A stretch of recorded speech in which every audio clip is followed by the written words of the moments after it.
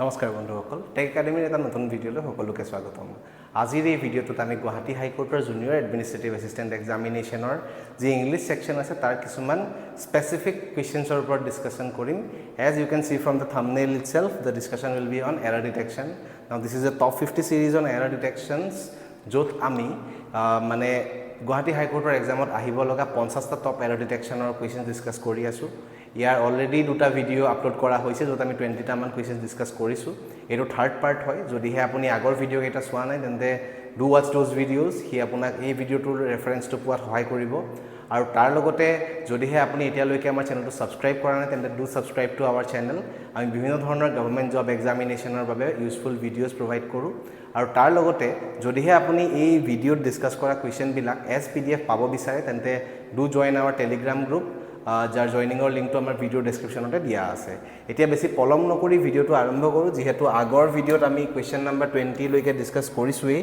চ' এইটো video' start হ'ব question number 21ৰ পৰা কুৱেশ্যন নম্বৰ 21টো আপোনালোকৰ বাবেই দিয়া হৈছিলে সলভ কৰিবৰ বাবে তাৰ আনচাৰ আপোনালোকে কমেণ্টছত অলৰেডি জনাইছে বাৰু বহুতে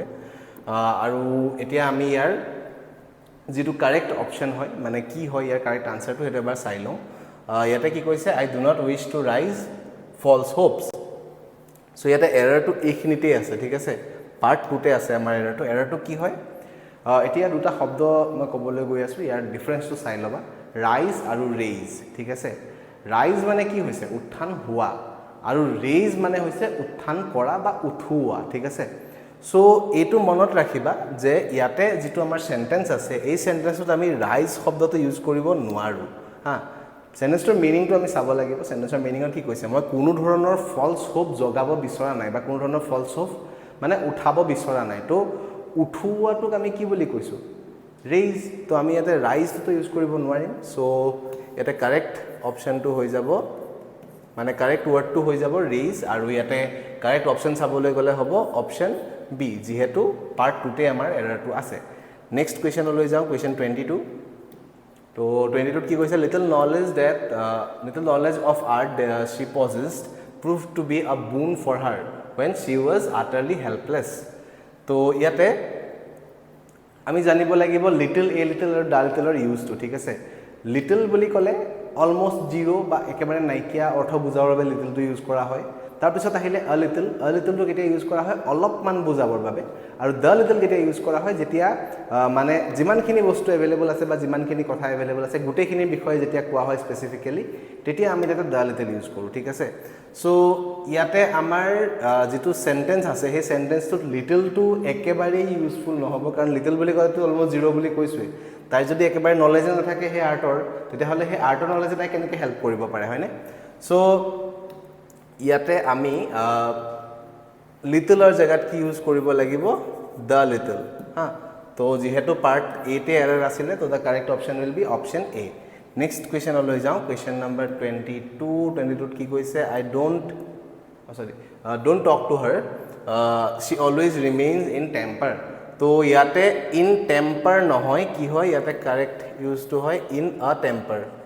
সৰি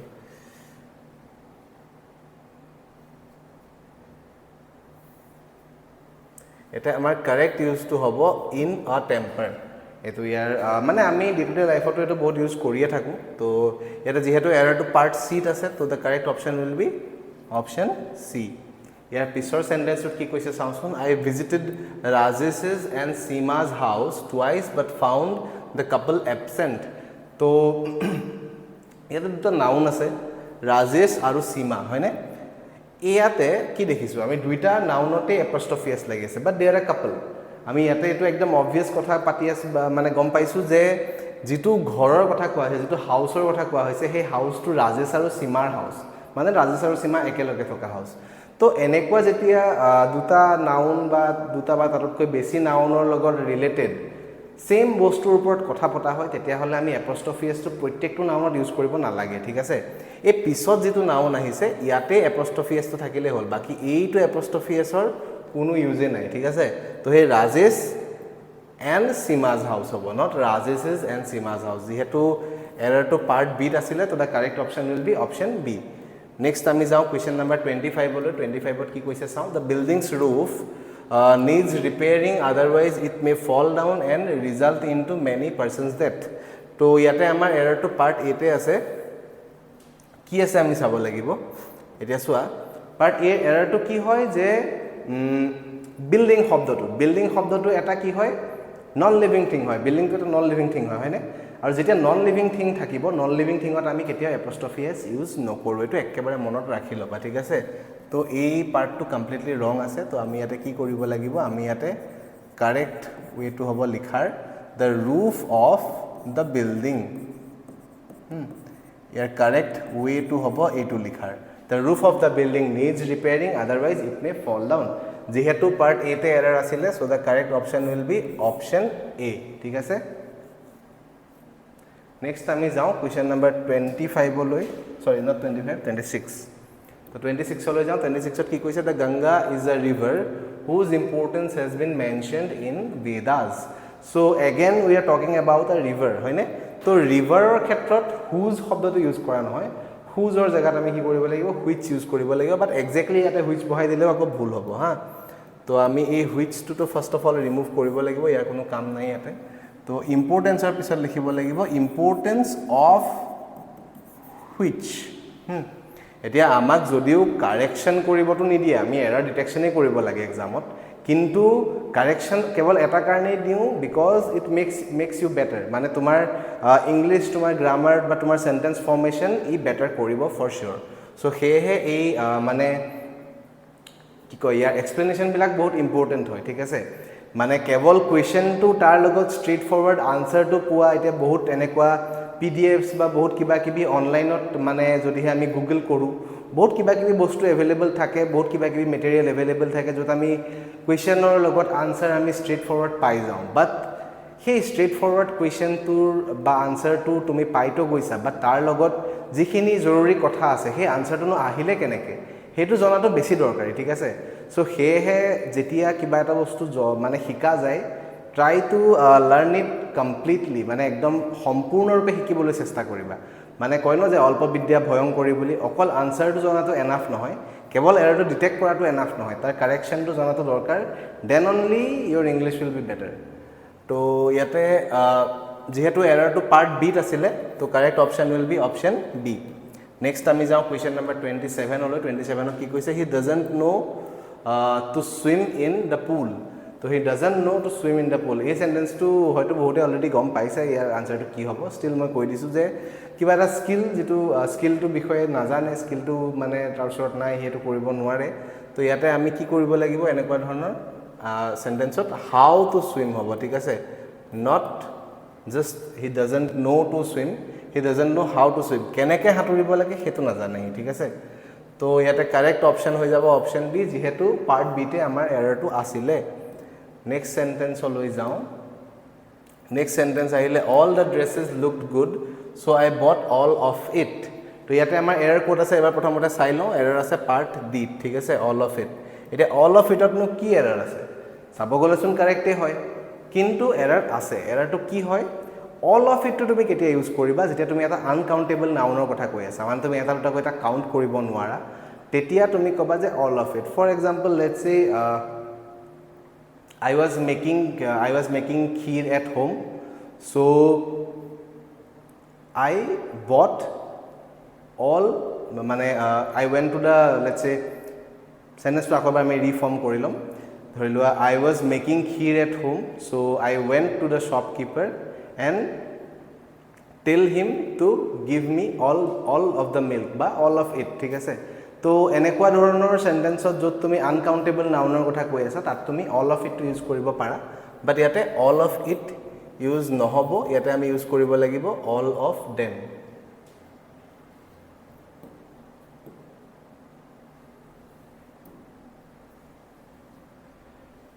তো আমি নেক্সট কুৱেশ্যনলৈ যাওঁ next question that is question number 28 ইয়াতে কি কৈছে আমি এবাৰ চাই লওঁ তো all the dresses looked good so' I bought all of it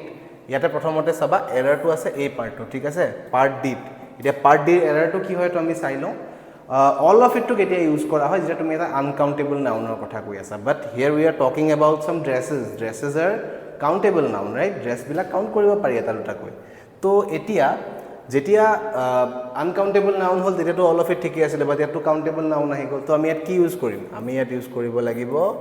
all of them ঠিক আছে অল অফ দেম তো যেহেতু পার্ট ডিট এরর আছিলে তো কারেক্ট অপশন হৈ যাব আমাৰ অপশন ডি নেক্সট সেন্টেন্স লৈ যাও দ্যাট ইজ সেন্টেন্স নাম্বার 29 তো ইয়াত কি কৈছে he couldn't bear her separation he couldn't bear her separation ইয়াতে এররটো আছে এইটো পার্টত ঠিক আছে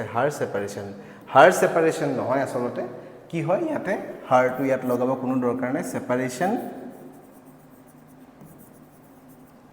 from her এইটো আমাৰ কারেক্ট ইউজ হ'ব সেপারেশন from her যেহেতু পার্ট ডি এরর আছিলে তো the correct option will be option D আমি নেক্সট কোয়েশ্চন লৈ যাও that is question number 30 question number 30 কি আছে চাই লও এবাৰ if he wants this job he will need your favour তো ইয়াতে এগেইন এৰৰটো আমাৰ পাৰ্ট ডি তে আছে আগৰ সেন্টেন্সৰ নিচিনাকৈ পাৰ্ট ডি তে এৰৰ আছে কিন্তু এৰৰটো কি হয় ইয়োৰ ফেভাৰ নহয় ইয়োৰ ফেভাৰ বুলি কোৱা না যায় ইয়াত কোৱা হ'ব favor from you ঠিক আছে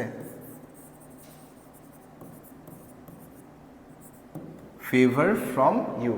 if he wants this job he will need favor from you so that will be the correct use তো ইয়াতে আমাৰ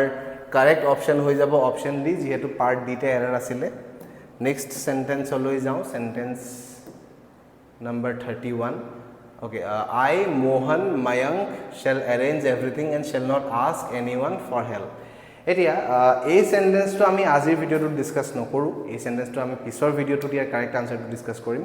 But আপোনালোকৰ বাবে কৈ দিও যে এই sentence to নিচিনা এটা sentence আমি আগৰ কোনোবা এটা ভিডিওত error detection already discuss কৰি আহিছো.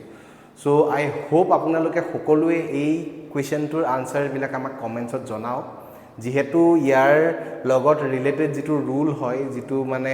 ইয়াৰ যেটো নিয়ম হয় সেই নিয়মটো অলৰেডি আগৰ এটা ভিডিওত কোৱা ডিসকাস কৰা হৈছে তো হেহে এই ভিডিওটো সৰি এই কোৱেশ্চনটো আপোনালোকে সকলোৱে আনসাৰস দিব বুলি মই আশা ৰাখিলো আৰু ইয়াৰ লগতে আমি আজিৰ ভিডিওটো সামৰণিও মাৰিম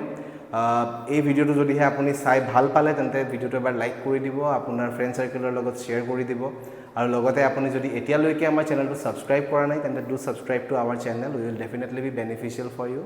আৰু তাৰ লগতে যদিহে আপুনি আমাৰ কোৱেশ্চনছ বিলাক এজ এ পিডিএফ পাব বিচাৰে তেন্তে do join our Telegram group আমাৰ গ্ৰুপৰ জয়নিঙৰ লিংক ভিডিও ডেসক্ৰিপচনতে দিয়া আছে